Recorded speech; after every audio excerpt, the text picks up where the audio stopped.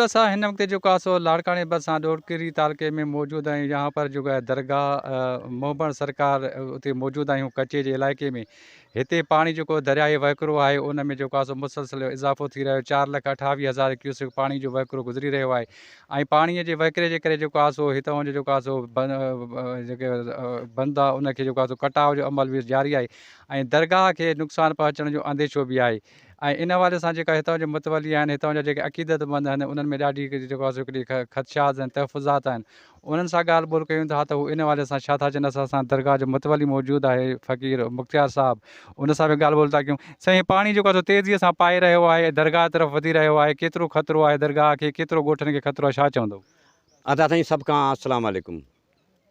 पाकिस्तान ज़िंदाबाद, सिंध हुकूमत ज़िंदाबाद, people's party ऐं GLN खे ऐं MPA MNN साहबनि खे ऐं अदी फरियाल टारपुर बिलावल भट्टो साहब ऐं CM साहब साईं मुराद अली शाह खे त असां कई दफ़ा चयो आहे त दरगाह ख़तरे हेठि आहे, 50 ॻोठ वञनि, दरगाह खे कुझु न कुझु मरामत कराई वञे, कुझु पथर लहाराई वञनि त दरगाह खई थी वञे।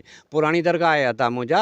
मां पंहिंजे सरदार साहिब खे बि अर्ज़ु थो कयां, चीफ सरदार आहे साईं क़ौम बुॻे जो सरदार आहे नवाब हिज़बुल्ला ख़ान बुॻियो साहिबु, मां हुनखे अर्ज़ु थो कयां जल्द में जल्द इहो नोटिस वठी मथे जेको आहे इतलाह ॾियनि त दरगाह नुक़सान में त ॻोठ कई ग़मगीन थींदा ऐं वॾो ॾुखु थींदो जो ज़िले लाड़काणे छावर कई ज़िला सिंध में जेके हिते दरगाह थींदा आहिनि, पोइ उहे वीचारा ॾाढो ग़मगीन थींदा। सो असां वस वारनि खे इहा ई अपील था कयूं, DC लाड़काणो कमछिनल लाड़काणे खे ऐं अदी जेको आहे सो CM जेको आहे सो AC साहिबु ॾोकरी मीराणी साहिब खे बि अर्ज़ु था कयूं, दौरो कयो आहे ऐं रिपोर्ट मथे ॾिनी आहे, अञा उन जो को अमल न आहे जारी थियो।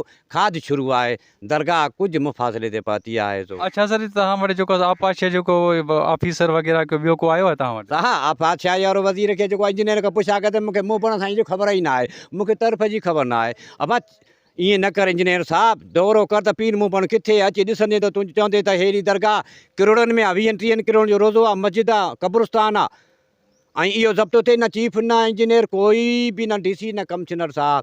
पोइ यार दरगाह वई त पोइ ॾाढो जेको आहे सो अफ़सोस थींदो। असां वरी बि अर्ज़ु था कयूं त जेको आहे सो माना जेके चूंडियल नुमाइंदा आहिनि त ख़ुदा जे वास्ते जल्द में जल्द इहो नोटिस वठी ऐं जेको आहे इंसाफ़ कयो वञे। अच्छा साईं, जेको आहे दरगाह जेको आहे सो पाणी जेको आहे तेज़ी पाणी वधे थो, ॻोठ केतिरा मुतासिर थींदा? केतिरा ई ॻोठ आहिनि हिते, 30-40 ॻोठ आहिनि जेको हीअं मुतासिर थींदा। असांजो अर्ज़ु आहे साईं मुराद अली शाह खे त महिरबानी करे जल्द में जल्द नोटिस वठे ऐं साईंअ जी अचे हिते पैचिंग कराए या पथर जी या की न त वॾो नुक़सानु थींदो। क़दीमी वली आहे सैयद एलवे तां जो तूं अचे महिरबानी करे उन्हनि खे चओ।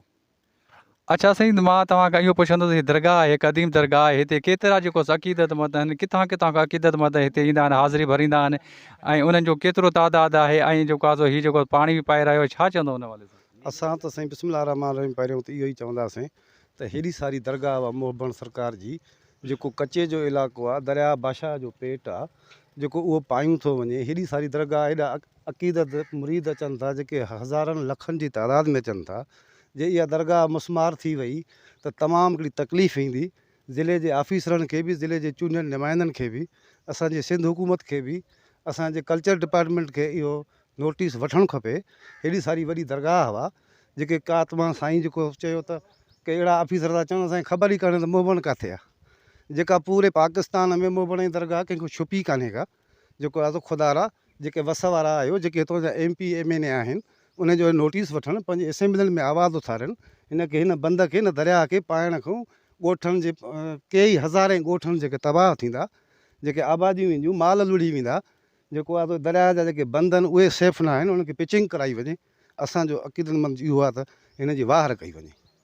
जी बिल्कुलु, तव्हां जेको आहे दरगाह जेको आहे सो मोहबण सरकार जा जेके अक़ीदतमंद आहिनि उन्हनि जी जेको आहे सो ॻाल्हि ॿोल्हि ॿुधी, हुनजो इहो ई चवणु आहे त जेको दरिया जो पाणी आहे उहो तेज़ी खां तरफ़ जेको आहे सो दरगाह तरफ़ वधी रहियो आहे। हुननि जेको आहे सो ऑफिसर आहिनि जेको आपाशी, उन्हनि खे जेको आहे अपील कई आहे, डिप्टी कमिश्नर खे चयो आहे। इन खां अलावा जेको आहे सो MNAs MPs आहिनि हद जा, उन्हनि खे बि जेको आहे सो गुज़ारिश कई आहे त ख़ुदारा जेको आहे सो जेको पाणी जेको तेज़ी तरफ़ वधे थो उनजी पिचिंग वग़ैरह कराई वञे, हिनखे महफ़ूज़ कई वञे त जीअं ख़ुदा न ख़ासिता जेको दरगाह खे कंहिं बि क़िस्म जो नुक़सानु न पइजी सघे। इन सां गॾु पंहिंजे मेज़बान अब्दुल फताह उडो खे ॾींदा इजाज़त। ईंदड़ प्रोग्राम ताईं अल्लाह निगहबान। मज़ीद न्यूज़ एंड अपडेट्स के लिए इस चैनल को सब्सक्राइब करें।